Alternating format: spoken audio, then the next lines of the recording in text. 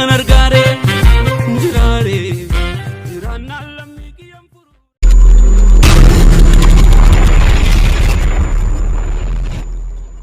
ቆይታ የዲደብሊው ዜና ጤና ይስጥልኝ። በመጀመሪያም አርዕስተ ዜናው ነው። የአንበጣ መንጋ የኢትዮጵያ ዋና ከተማ አዲስ አበባ መድረሱን አንድ የሀገሪቱ ባለስልጣን ገለጹ። በግብርና ሚኒስቴር የእጽዋት ጥበቃ ዳይሬክቶሬት ዳይሬክተር አቶ ዘብዲዎስ ሳላቶ ለጀርመን ዜና ምንጭ እንደገለጹት አንበጣ ወደ ሌሎች የሀገሪቱ ክፍሎች እንዳይዛመትም በአዲስ አበባ አካባቢ ጸረ አንበጣ መድኃኒት በአይሮፕላን እየተረጨ ነው። የታገቱ ተማሪዎች ይፈቱ የሚሉ ሰልፎች ኢትዮጵያ ውስጥ ቀጥለዋል። ዛሬ በደሴ ከተማ እገታውን የሚያወግዝና የመንግስትን ቸልተኝነት የሚያመላክት ሰልፍ ተካሂዷል። በሌላ በኩል ዛሬ በአዲስ አበባ ሊደረግ የነበረው ተመሳሳይ ሰላማዊ ሰልፍን የከተማ አስተዳደሩ ለሌላ ጊዜ እንዲራዘም በማለት ከልክሏል። ቻይና ውስጥ የኮሮና ተዋሲ በፍጥነት በመዛመት ላይ ይገኛል። እስካሁን በበሽታው 259 ሰዎች የሞቱ ሲሆን ከ11000 በላይ ደግሞ በቫይረሱ ተይዘዋል። ዩናይትድ ስቴትስ በበኩሏ ከዚሁ ተዋሲ ወረርሽኝ ስጋት ጋር በተያያዘ ዜጎቿ ያልሆኑ ማንኛውም ከቻይና የሚመጡ የውጭ ሀገር ሰዎች ወደ ሀገሯ እንዳይገቡ እገዳ ጥላለች። ብሪታንያ ከትናንት ሌሊት አንስቶ ከአውሮፓ ህብረት አባልነቷ ተሰናበተች። በርካታ የብሬክሲት ደጋፊዎች የለንደን ፓርላማ ፊት ለፊት በመገኘት ደስታቸውን ገልጸዋል። ዜናው በዝርዝር የአንበጣ መንጋ የኢትዮጵያ ዋና ከተማ አዲስ አበባ መድረሱን አንድ የመንግስት ባለስልጣን ገለጹ። በግብርና ሚኒስቴር የእጽዋት ጥበቃ ዳይሬክቶሬት ዳይሬክተር አቶ ዘብዲዎስ ሳላቶ ለጀርመን ዜና ምንጭ እንደገለጹት በመዲናዋ የታዩት አንበጦች በሀገሪቱ ምስራቃዊና ደቡባዊ ክፍል ከተከሰተው የአንበጣ መንጋ የተረፉት ናቸው። አንበጣ ወደ ሌሎች የሀገሪቱ ክፍሎች እንዳይዛመትም በአዲስ አበባ አካባቢ ጸረ አንበጣ መድኃኒት በአይሮፕላን እየተረጨ ነው። በ25 ዓመታት ውስጥ እጅግ የከፋው የተባለው ይኸው የአንበጣ መንጋ ወረርሽኝ ቀደም ሲል በምግብ ዋስትና ችግር ውስጥ የነበሩ አካባቢዎች ላይ ረሃብ ያስከትላል የሚል ስጋት ፈጥሯል። ወረርሽኙ እስካሁን በኢትዮጵያ፣ ሶማሊያ፣ ኤርትራ፣ ኬንያና ሱዳን የተከሰተ ሲሆን ወደ ኡጋንዳና ደቡብ ሱዳን ይዛመታል የሚልም ስጋት አለ። እንደ ተባበሩት መንግስታት ድርጅት ገለጻ ከሆነ 1 ስኩዌር ኪሎ ሜትር ላይ የሰፈረ የአንበጣ መንጋ የሚያወድመው ሰብል በቀን 35000 ሰዎችን ሊመገብ ይችላል። የታገቱ ተማሪዎች ይፈቱ የሚሉ ሰልፈኞች ኢትዮጵያ ውስጥ ቀጥለዋል። ከደምቢዶሎ ዩኒቨርሲቲ ወደ ቤተሰቦቻቸው ሲጓዙ በኦሮሚያ ክልል የታገቱ ተማሪዎች እንዲለቀቁ የሚያሳስብ ሰልፍ ዛሬ በደቡብ ወሎ ዞን ማዕከል በደሴ ከተማ ተካሂዷል። ሰልፉ እገታውን የሚያወግዝና የመንግስትን ቸልተኝነት የሚያመላክት ነበረ። ከሰልፉ አስተባባሪዎች መካከል አቶ ዮሴፍ መኮንን እንደገለጹት በሰልፉ በኦሮሚያ ክልል በተማሪዎች ላይ እየደረሰ ያለው ህገ ወጥነት ሊቆም ይገባል፣ ጠቅላይ ሚኒስትሩም አፋጣኝ እርምጃ መውሰድ ነበረባቸው የሚሉ መልእክቶች ተሰምተዋል። ተባወቀው ወደዚህ የሚቀጥል መሆኑን ነው የምንገልጸው። ልጆች ካልተፈቱ ምላሽ ካልተሰጠን ያለውን ነገር ሁሉ በኦሮሚያ ክልል የሚደረገው የመንገድ መዘጋት፣ የሰዎች በዩኒቨርሲቲ መሰቃየት ይህንን ሁሉ ቢያንስ ማስተካከል አለባቸው ተብሎ ይገለጻል። ሌላው አቶ መከተ ካሰው የተባሉ የደሴ ከተማ ነዋሪ ደግሞ ለባህር ዳሩ የዶቼ ቬለ ዘጋቢ አለምነው መኮንን እንደገለጹት በሰልፉ የተሳተፉት አብዛኞቹ ወጣቶች ነበሩ። የተለቀቁት ተማሪዎች የት ናቸው? ከእንግዲህ አማራ ሰላማዊ ሰልፍ ለደስታ እንጂ ለመከራ አይወጣም። እህቶቻችን የአግም ሰለባ እየሆኑ ነው። እንዲህ የሚሉ ናቸው። ሰው ወጣት ነው፣ ሽማግሌ አታይም። ይሄ እንደው ከ40 በታች ያለው ነው ጨርሶ ያለው። ከዚህ ቀደም ተመሳሳይ ሰልፎች በባህር ዳር፣ ደብረ ብርሃን፣ ደብረ ማርቆስ፣ ግንደወይን፣ በአለም ከተማ፣ በሽንዲና ሌሎች የአማራ ክልል ከተሞች ተካሂደው ነበረ። በጎንደር ከተማም በነገው ዕለት ተመሳሳይ ሰልፍ እንደሚካሄድ ለማወቅ ተችሏል። በሌላ በኩል ዛሬ በአዲስ አበባ ሊደረግ የነበረው ሰላማዊ ሰልፍን የከተማ አስተዳደሩ ለሌላ ጊዜ እንዲራዘም በማለት ከልክሏል። ሰልፉ ይካሄድበታል በተባለበት መስቀል አደባባይ አካባቢም ጥብቅ ቁጥጥር ሲደረግ ማርፈዱን የአዲስ አበባው ዘጋቢያችን ሰለሞን ሙጬ ገልጿል።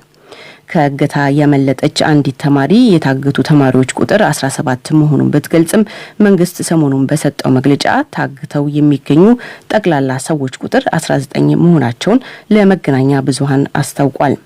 አድማጮች በመከታተል ላይ የምትገኙት ከዶይቼ ቬለ ዲደብሊው የሚተላለፈውን የዓለም ዜና ነው። ቻይና ውስጥ የኮሮና ተዋሲ በፍጥነት በመዛመት ላይ ይገኛል። እስካሁን በበሽታው 259 ሰዎች የሞቱ ሲሆን ከ11 ሺህ በላይ ደግሞ በቫይረሱ ተይዘዋል። ሁሉም የቻይና አውራጃዎች አሃዛቸውን ባለማቅረባቸው ቁጥሩ ከዚህ ከፍ ሊል እንደሚችል ይታመናል። ዩናይትድ ስቴትስ በበኩሏ ከዚሁ ተዋሲ ወረርሽኝ ስጋት ጋር በተያያዘ ዜጎቿ ያልሆኑ ማንኛውም ከቻይና የሚመጡ የውጭ ሀገር ዜጎች ወደ ሀገሯ እንዳይገቡ እገዳ ጥላለች። አውስትራሊያም ተመሳሳይ እገዳ መጣሏን አስታውቃለች። ቻይና የዩናይትድ ስቴትስን እገዳ በጥብቅ አውግዛለች። ጀርመን ዛሬ ዜጎቿን የኮሮና ቫይረስ ለመጀመሪያ ጊዜ ከተረጋገጠበት የውሃን ከተማ አስወጥታለች።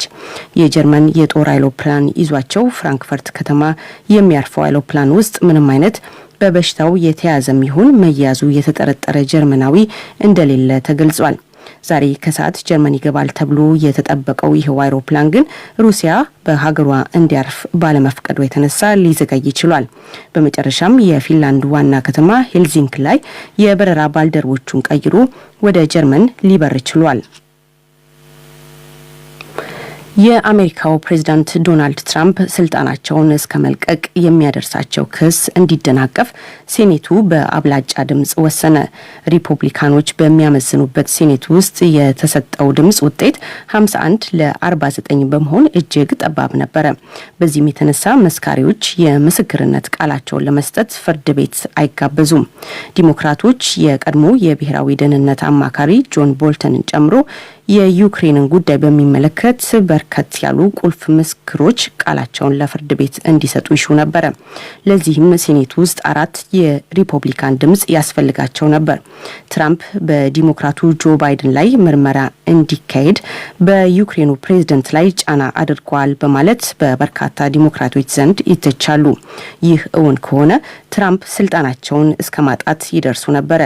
ሴኔቱ በመጨረሻው ውሳኔ ላይ በመጪው ሮብ ድምጽ ይሰጣል ተብሎ ይጠበቃል። ብሪታንያ ከትናንት ሌሊት አንስቶ ከአውሮፓ ህብረት አባልነቷ ተሰናበተች። በርካታ የብሬክሲት ደጋፊዎች የለንደን ፓርላማ ፊት ለፊት በመገኘት ደስታቸውን ገልጸዋል። የብሬክሲት መስራች ኒጀል ፋራጅ ደስታቸውን ሲገልጹ በብሪታንያ ዘመናዊ ታሪክ እጅግ ወሳኙ ጊዜ አሁን ነው ብሏል። ምንም እንኳን ብሪታንያ ከዛሬ አንስቶ የህብረቱ አባል ባትሆንም እስከ ዓመቱ መጨረሻ ድረስ ብዙ ነገሮች ባሉበት ይቆያሉ። እስከዚያው ሀገሪቱ ከአውሮፓ ህብረት ጋር ቀጣይ ስምምነቶች ላይ መድረስ ይጠበቅባታል። የአውሮፓ ህብረት ኮሚሽን ፕሬዝዳንት ኡርዙላ ፎን ደር ላይን ፍትሃዊ በሆነ መልኩ ነገር ግን በደንብ እንደራደራለን ብለዋል።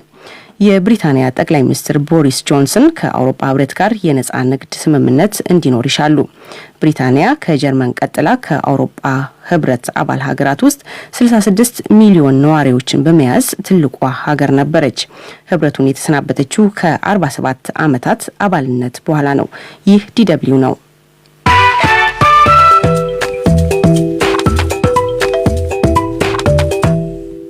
አድማጮች አርዕስተ ዜናው በድጋሚ ነው። የአንበጣ መንጋ የኢትዮጵያ ዋና ከተማ አዲስ አበባ መድረሱን አንድ የሀገሪቱ ባለስልጣን ገለጹ። በግብርና ሚኒስቴር የእጽዋት ጥበቃ ዳይሬክቶሬት ዳይሬክተር አቶ ዘብዲዎስ ሳላቶ ለጀርመን ዜና ምንጭ እንደገለጹት አንበጣ ወደ ሌሎች የሀገሪቱ ክፍሎች እንዳይዛመትም በአዲስ አበባ አካባቢ ጸረ አንበጣ መድኃኒት በአይሮፕላን እየተረጨ ነው። የታገቱ ተማሪዎች ይፈቱ የሚሉ ሰልፎች ኢትዮጵያ ውስጥ ቀጥለዋል። ዛሬ በደሴ ከተማ እገታውን የሚያወግዝና የመንግስትን ቸልተኝነት የሚያመላክት ሰልፍ ተካሂዷል። በሌላ በኩል ዛሬ በአዲስ አበባ ሊደረግ የነበረው ተመሳሳይ ሰላማዊ ሰልፍን የከተማ አስተዳደሩ ለሌላ ጊዜ እንዲራዘም በማለት ከልክሏል። ቻይና ውስጥ የኮሮና ተዋሲ በፍጥነት በመዛመት ላይ ይገኛል። እስካሁን በበሽታው 259 ሰዎች የሞቱ ሲሆን ከ11 ሺህ በላይ ደግሞ በቫይረሱ ተይዘዋል። ዩናይትድ ስቴትስ በበኩሏ ከዚሁ ተዋሲ ወረርሽኝ ስጋት ጋር በተያያዘ ዜጎቿ ያልሆኑ ማንኛውም ከቻይና የሚመጡ የውጭ ሀገር ዜጎች ወደ ሀገሯ እንዳይገቡ እገዳ ጥላለች። ብሪታንያ ከትናንት ሌሊት አንስቶ ከአውሮፓ ህብረት አባልነቷ ተሰናበተች። በርካታ የብሬክሲት ደጋፊዎች የለንደን ፓርላማ ፊት ለፊት በመገኘት ደስታቸውን ገልጸዋል። ዜናው የእስካሁኑ ነበር። ለዓለም ዜናው ልደት አበበን አመሰግናለሁ። በተከታይነት ለትንታኔ ያዝናቸውን ዜናዎች ነው የምናስደምጣችሁ። የኢትዮጵያ አየር መንገድ በቦሌ አውሮፕላን ማረፊያ ወደ ሀገር በሚገቡ ተሳፋሪዎችና በመተላለፊያ በሮች የኮሮና ተዋሲን ለመቆጣጠር የሚያስችለውን ተግባራት እያከናወነ መሆኑን አስታውቋል። አየር መንገዱ ከጤና ጥበቃ ሚኒስቴር ጋር በመሆን የሚያከናውነውን ይህንኑ ተግባሩን ትናንት ለጋዜጠኞች ቡድን አስጎብኝቷል። ከቡድኑ ጋር በስፍራው የነበረው ጌታቸው ተድላ ኃይለ ጊዮርጊስ ከአዲስ አበባ ተከታዩን ዘገባ ልኮልናል። ከቻይና የተሰራጨው ኮሮና ቫይረስ የተሰኘው ተውሳቱ በከፍተኛ ፍጥነት በዓለም በበርካታ ሀገራት ምልክቱ እየታየ እና ለህልፈተ ህይወት እየተዳረጉም እንዳሉ የዓለም ጥበቃ ድርጅት በምህጻረ ቃሉ WHO ጥንቃቄ እንዲወሰድና ምን መደረግ እንዳለበትም መመሪያ ቀርጿል። በኢትዮጵያ በይበልጥ በቦሌ ዓለም አቀፍ አውሮፕላን ማረፊያ በሺዎች የሚቆጠሩ ተሳፋሪዎች ወደ ሀገር የሚገቡ እና በአራቱም የሀገራት አቅጣጫዎች ለመጓጓዝ አዲስ አበባን ማሳለጫ ያደረጉ የኮሮና ቫይረስ በሽታ ወደ ሀገር እንዳይዛመትና ወደ ሌሎችም ሀገራት እንዳይስፋፋ ከፍተኛ የጥንቃቄና የክትትል ስራ እንደሚሰራ በስፍራው የተገኘው የጋዜጠኞች ቡድን ጉብኝት አከናውነዋል። በስፍራው የኢትዮጵያ አየር መንገድ ዋና ስራ አስፈጻሚው አቶ ተወልደ ገብረ ማርያም ሂደቱን ይገልጻሉ። አሁን ኮሮና ቫይረስ ቴስት የሚደረግበት ነው። ካሜራው ተንቀሳቃሽ ካሜራ ነው። አሁን ያለንበት ኤሪያ በሙሉ የሚተላለፈው መንገደኛ ቴምፕሬቸር ይለካል። ከ38 ዲግሪ ሴንቲግሬድ በላይ ሲሆን አይዴንቲፋይ ያደርጋል ማለት ነው። እዛ እንግዲህ ያው ፎርም ይሞሉና ኢትዮጵያ ውስጥ ከገቡ በኋላም የጤና ጥበቃ ሚኒስቴር ባዘጋጀላቸው ቦታ ክትትል ይደረግላቸዋል ማለት ነው። በኢትዮጵያ ስላለው ሁኔታ በዚህ አይነት የቁጥጥር ስርዓት እስከዚህ ዕለት የኮሮና ቫይረስ ጥቃት ሰለባ የሆኑ ተሳፋሪዎች ተገኝተው እንደሆነ ለዲደብሊው ጥያቄ አቶ ተወልደ የሰጡት ምላሽ እንግዲህ ይሄ ስራ እንደምታውቁት የየአገሮቹ ጤና ጥበቃ ሚኒስቴር መስሪያ ቤቶች ናቸው እንትን የሚያደርጉት። አንድ አፍሪካ ውስጥ እንደዚሁ ሲምፕተሙ የታየባቸው ግን በዋናነት ያልተረጋገጠ ኢኳቶሪያል ጊኒና ቦትስዋና የሚል አለ፣ ግን አልተረጋገጠም። የኢትዮጵያ አሁን ለምሳሌ ዶክተር ሊያ በኋላ በደንብ ያስረዱታል። እንዲሁ መጀመሪያ የነበራቸው በኋላ ግን በደንብ ተረጋግጦ ነፃ እንደሆኑ ይህንን ተረጋግጧል በሕክምና። በዋናነት ግን ይህንን የሚከታተሉ የእያንዳንዱ አገር የጤና ጥበቃ ሚኒስቴር መስሪያ ቤቶች ናቸው። በጤና ጥበቃ ሚኒስቴር በኩል ምን ያህል ለጉዳዩ ትኩረት ተሰጥቶት በተለይ ከቻይና ወደ ኢትዮጵያ በሚመጡ ተጓዦች የተወሳቱ ቁጥጥር ከምን ደረጃ ይገኛል? በሚኒስቴሩ ሚኒስትር ዴኤታዋ ዶክተር ሊያ ታደሰ በዚያው በቦሌ በመገኘት ያስረዱት ከቻይናና ከሌሎቹ የተገኘባቸው ሀገሮች የሚመጡ ሰዎች ደግሞ እዚህ በተለይ ወደ ኢትዮጵያ የሚገቡትን በደንብ ፎርም እየተሞሉ እያንዳንዳቸው እንዲለካ ይደረጋል።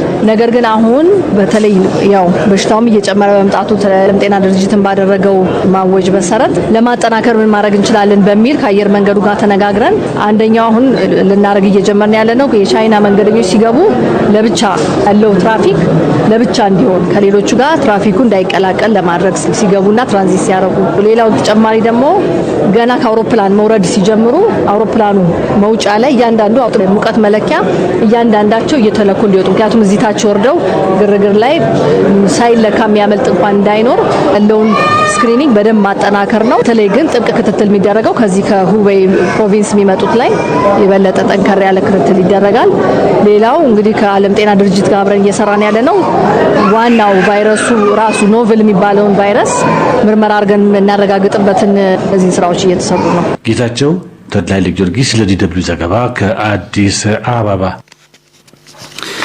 ወደ ተከታዩ ዘገባ ስናልፍ ዛሬ በአዲስ አበባ ሊደረግ የነበረው ሰላማዊ ሰልፍ በመንግስት ቢሰረዝም ጥብቅ ቁጥጥር ሲደረግ አርፍዷል። ደምቢዶሎ ዩኒቨርሲቲ ይማሩ የነበሩ ተማሪዎችን ለማስለቀቅ መንግስት ቸልታ ታይቶበታል። ተማሪዎቹ ተለቀው ወደ የቤተሰቦቻቸው ይቀላቀሉ የሚለውን ለማስተጋባት በአዲስ አበባ ተጠርቶ የነበረው ሰልፍ የከተማ አስተዳደሩ ለሌላ ጊዜ እንዲራዘም በማለትም ከልክሎታል። ከሰልፉ አስተባባሪዎች መካከል አንዷ የሆኑት መዓዛ መሐመድ ተማሪዎቹ የማይለቀቁ ከሆነ በቀጣይ ከሰልፉ ባሻገር ሌሎች የሰላማዊ ተቃውሞ ዘዴዎችን በመጠቀም ድጋፋችንን እናሳያለን ብለዋል። አክለውም ለታገቱና ችግር ላይ ላሉ ተማሪዎች ድምጽ ለመሆን ብለን ሌላ ችግር መፍጠር ስለማንፈልግ ክልከላውን አክብረን በተቻለ መጠን ህዝቡ ወደ ሰልፍ እንዳይወጣ ማሳወቃቸውን ተናግረዋል። ሰለሞን ሙጬ ከአዲስ አበባ ተከታዩን ዘገባ ልኮልናል። በደንቢ ዶሎ ታግተው የሚገኙ ተማሪዎችን ወደ ቤተሰቦቻቸው ለመመለስ መንግስት ያሳየውን ቸልተኝነት ለመቃወም መዓዛ መሐመድ፣ ዮናስ ከድርና ምዕራፍ ይመር በተባሉ 3 ግለሰቦች ፊርማ ለአዲስ አበባ ከተማ መስተዳድር ዛሬ ለሚደረግ የነበረ ሰላማዊ ሰልፍ ለማሳወቅ ጥር 19 ደብዳቤ ገብቶ ነበር። ከአስተባባሪዎቹ አንዷ የሆኑት መዓዛ መሐመድ እንዳሉት ጥያቄው በቀረበ በ12 ሰዓት ውስጥ መንግስት መልስ ባለመስጠቱ ተፈቅዷል በሚል ሰፊ ቅስቀሳ ጀምረው ነበር። ከጠዋቱ 3 እስከ 5 ሰዓት ከመስቀል አደባባይ ወደ ጠቅላይ ሚኒስትር ጽሕፈት ቤት ታስቦ የነበረው ሰልፍ ሂደቱን በተመለከተ ትናንት ሊሰጥ የነበረው ጋዜጣዊ መግለጫ በፖሊሶችና የደህንነት ሰዎች ክልከላ ደርሶበት አስተባባሪዎችም ወደ አዲስ አበባ ፖሊስ ኮሚሽን መወሰዳቸውንም ተናግረዋል። አላማው እኔ ለሷ በሚል መፈክር ነው የሚመራው። ለሱና ለሷ ለታገቱ ተማሪዎች ድምጽ መሆን በሚል ስለሆነ ባነሮችን አሰርተን ቲሸርቶችን አሰርተን መልዕክቱን የሚያስተላልፉ ነገሮችን ማዘጋጀን በመግለጫው ላይ ያንን ይፋ ለማድረግ ነበር በዚህ ላይ የነበርነው።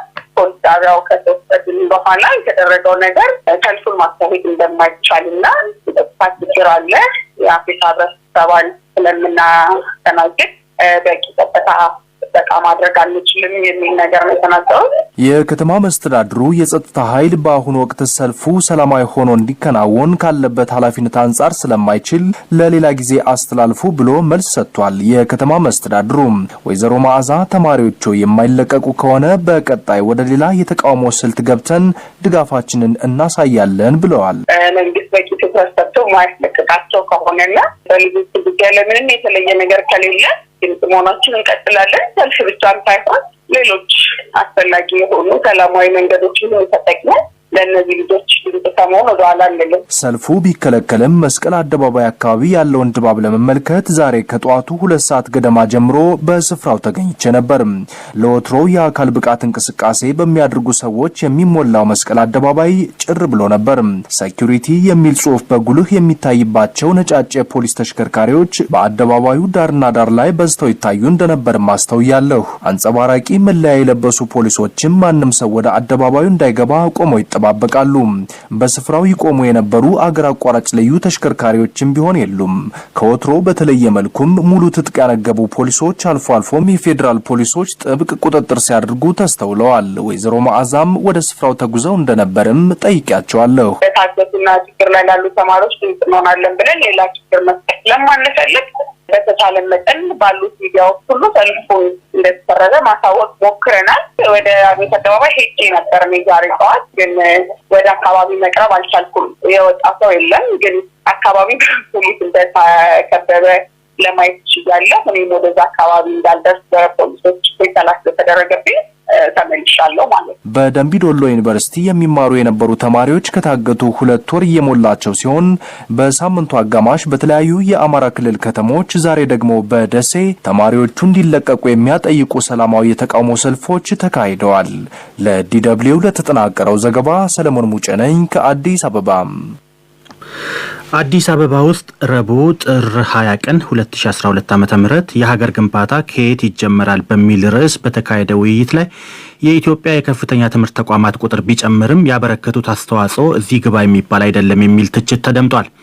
ውይይቱን ያዘጋጀው የኢትዮጵያ ባህልና ቱሪዝም ሚኒስቴር ሲሆን 4 ምሁራን ጽሑፎችን አቅርበው ነበር። በውይይቱ ላይ የተሳተፉት ፕሮፌሰር ሀብታሙ ወንድሙ ኢትዮጵያውያን ጥልቅ ውይይት ማድረግ ያስፈልጋቸዋል ሲሉ ለዶቼ ቬለ ተናግረዋል። በውይይቱ የታደመው ጌታቸው ተድላ ኃይለ ጊዮርጊስ ተጨማሪ ዘገባ አለው። የባህልና ቱሪዝም ሚኒስቴር ምሁራንንና ከየዘርፉ የተወጣጡ ባለሙያዎችን አሰባስቦ አወያይቷል። እንዴት መስሪያ ቤቱ ትኩረት በመስጠት በርዕሱ ዙሪያ አወያየ ለሚለው ከኮሚኒኬሽን ዘርፍ ተጠባባቂ ዳይሬክተሩ አቶ እንደገና ደሳለኝ ለዲደብሊው ያስረዱት የሀገር ግንባታ የሚጀምረው ከቤተሰብ፣ ከትምህርት ተቋማት፣ ከሃይማኖት ተቋማት ነው በዋነኝነት። ዛሬ እንግዲህ የጥር ወር ውይይታችንን ነው ያካሄድን ያገኛችሁን ተቋማት ለሀገር ግንባታ ምን ሚና አላቸው በሚል ርዕሰ ጉዳይ ነው። የበርካታ ዩኒቨርሲቲዎች መከፈት፣ የመምህራን መበራከት በበቂ አልተሰራም በማለት አስተያየታቸውን የገለጹት ፕሮፌሰር ሀብታሙ ወንድሙ ናቸው። የቁጥሮች መጨመር፣ የመምህራኑ ብዛት፣ ትምህርት ቤቶቹ ብዛት፣ ዩኒቨርሲቲ ብዛት፣ መምህራን ብዛት እኔ ምንም ችግር የለኝም። እውነት ለ110 ሚሊዮን ላለው ህዝብ ላለው አገር ዝቅተኛ ፕሮፖርሽኑን ወስዳችሁ ይሄ 50 ዩኒቨርሲቲ ብዙ አይደለም። በዚህ ጉዳይ እውነት ነው ብዙ ተሰርቷል። ግን በዚህ ሶፍት ሳይድ የምንለው ላይ በአግባቡ አልተሰራም። ምክንያቱም ድህነቱም አልቀነሰ፣ ለውጡም አሁን እነዛ ታላላቅ ምሁራን እንደሚሉንም ይሄን ያህል አልመጣ። ምናልባት አያቶቼ ሲያርሱበት የነበረው በሬ ዛሬም ይሄው በዛው ነው ምናርሰው። ያው ረሃቡም ድርቁም ልመናውም የመንገዱን ብቻ አይደለም እያልኩ ያለሁት እና ለአመታት የተዘራው ደግሞ የከፋፋይነት መርዝም እንዲሁ ተሰራጭቶ ነው ያለው። ይህ በዚህ እንዳለ በቀጣዩ እንደ መፍትሄ ይሆናል ብለው ያስቀመጡት ከአዲስ አበባ ዩኒቨርሲቲ ፕሮፌሰር ሀብታሙ ለዲደብሊው ያስረዳሉ። እያንዳንዷን ጉዳይ ወይም የተወሰኑ ቲም ፈጥሮ አስፍቶ አድቅቆ መዋየትና ከዛ በኋላ ምን እናርግ ወዴት እንሂድ ወደሚል ብንሄድ ጥሩ ነው። ይሄም እንግዲህ አሁን የት ነው ያለ ነው? ወዴት ለመሄድ ነው የምንፈልገው? በምን መንገድ ነው የምንሄደው? መሄድስ ያለብን እንዲህ የሚለውን ማስተናገድ ይኖርብናል እና የከፍተኛ ትምህርት ተቋም ኃላፊዎችም ትምህርት ቤት አካባቢም እነዚህ እንግዲህ ምን ያህል ጠልቆ ተተንትኖ ተኪዶበታል የሚለው አጠያያቂ ይሆናል። የትምህርት ልማት ፍኖተ ካርታ ተብሎ በተነደፈው ብዙ ነገሮች አድሬስ ተደርገዋል። ብዙ ነገሮችን ለመመልከት ተሞክሯል። እሱም ላይ ብዙ ድክመቶች አሉ። ለምሳሌ ያህል ያየሁት በዚህ ይሄ ናሽናል ኮሄዥን ኢንቴግሬሽን የምንለውን የአገሪቱን የመዋሃድ የመተባበር ስርዓትን በተመለከተ ምናልባት ብዙ እዛ ላይ አልተዳሰሰም። ጌታቸው ተድላ ጊዮርጊስ ለዲደብሊው ዘገባ ከአዲስ አበባ። የአዲስ አበባ ዘጋቢዎቻችንን በማመስገን አሁን ደግሞ ወደ ሳምንታዊ ዝግጅቶቻችን ምዕራፍ ነው የምንሸጋገረው። አድማጮቻችን፣ ቀዳሚው የአድማጮች ማህደር ነው የሚሆነው። ልደት አበበ እንደሚከተለው አሰናድታለች።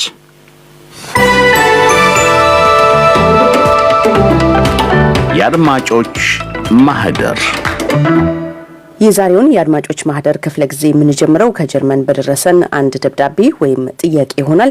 ጸሐፊው ደብዳቤያቸውን እንዲህ ሲሉ ጀምረዋል። በቅድሚያ በምዕራባውያን የዘመን አቆጣጠር ለምትጠቀሙ እንኳን ለ2020 ዓ.ም በሰላም አደረሳችሁ፣ ጊዜውም የተሳካለት እንዲሆን ከልብ እመኛለሁ ካሉ በኋላ በማስከተል አንድ ጥያቄ ስላለኝ ለዚህ ጥያቄ አውሮፓዊ ባለሙያ ጠይቃችሁ መልሱን እንድታሰሙኝ በአክብሮት ጠይቃለሁ ይላሉ ጸሐፊው ወገ። አውሮፓዊ ያልኩበት ምክንያት ባለጉዳዩ ወይም ባለቤቱ ከመሆኑም በላይ በኢትዮጵያና በእነሱ መካከል ያለውን ልዩነት ጠንቅቀው እንዲያውቁ ከመፈለጌ በተጨማሪ እኛም ያለንበትን ለመረዳት ይረዳኝ ዘንድ ነው ይላሉ። ጥያቄያቸው ድሮ ተማሪ ሆኜ ስማር በአመት ውስጥ 365 ቀናትና 1/4ኛ ቀን አለ ተብሎ ነበረ። እነሱ ሻልቲያ በጀርመንኛ ማለታቸው ነው ወይም ሊፒር የሚሉት ማለት ነው። ታዲያ ይህ 1/4ኛ ቀን መቼ ነው ተደምሮ 366ኛውን ቀን በአውሮፓውያን አቆጣጠር የሚያስገኘው? ለምሳሌ በእኛ አቆጣጠር ዘንድሮ ዘመነ ዮሐንስ ስለነበረ ጳጉሜ 6 ሆኖ አመቱ 366 ቀናት ነበሩት። በእነሱ ሳይንሱ አይሰራም ወይንስ እኔ የተማርኩት ስህተት ነው? ምናልባት ዘንድሮ ከሆነ የመጀመሪያው የ2020 ዓ.ም ሮብ ወይንስ ሐሙስ መሆን ነበረበት። ስለዚህ የተረፈ ቀን አለ ወይስ የለም ይላሉ ጸሐፊው ወገም። የተከበሩ አድማጫችንና የዝግጅታችን ተካፋይ ለጥያቄው ምላሽ እንዲሰጡን ወደ ጀርመናዊው ፕሮፌሰር ኖበርት ላንገር ደውለን ነበረ። ላንገር በዚሁ የቦን ከተማ የኮከብ ጥናት ክፍል ባለሙያ ናቸው። Die Jahreslänge ist ja definiert durch die Rotation der Erde um die Sonne. የአንድ ዓመት ርዝመት የሚለካው መሬት ፀሐይን ስትዞር በሚፈጅባት ጊዜ ነው። ይህ ደግሞ በትክክል ካየኑ ከ365 ቀን ይበልጣል። ከ366 ቀን ደግሞ ትንሽ ያንሳል። ስለዚህ ከየዓመቱ የተረፉትን ሰዓታት በ4 ዓመት አንዴ አንድ ቀን ጨምረን ባናጣጣው ኖሮ በየ100 ዓመቱ 25 ቀናት ልዩነት ይፈጠር ነበር።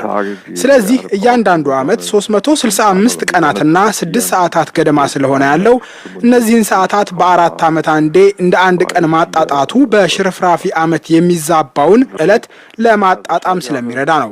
ስለዚህ ተረፈ ቀን የምንለው በየካቲት ወር አንድ ተጨማሪ ቀን የሚኖረውን ዓመት ነው። የካቲት 28 ቀናት ሲሆን ያሉት አልፎ አልፎ ደግሞ አንድ ተጨማሪ ቀን ይኖረዋል። 28 Tage.